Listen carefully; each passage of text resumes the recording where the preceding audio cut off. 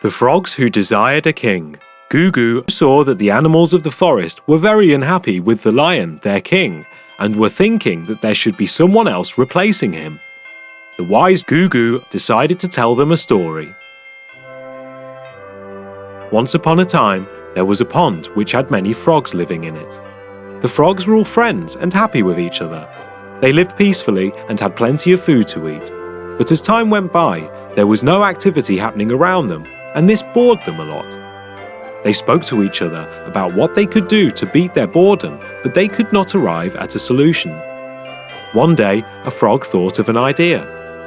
It wanted to share with its friends and hence called for a meeting. When everybody had gathered, it told them that it feels that if they had a king, then he would know what exactly to do to keep them occupied so that they did not feel bored. All the other frogs also thought this was a great idea and expressed their full agreement to it.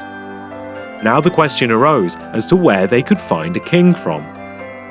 The oldest frog among them suggested that they should all pray about it, and so they all started praying together for a king.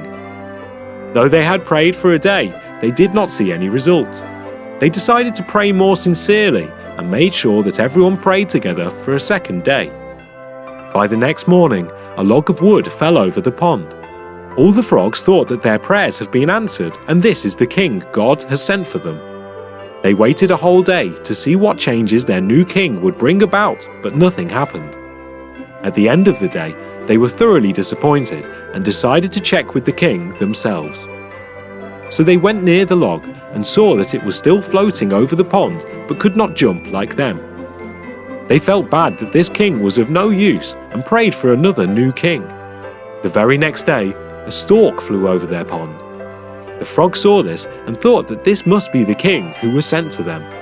They were all very excited, looking at the elegant wings and the beautiful beak of the stork.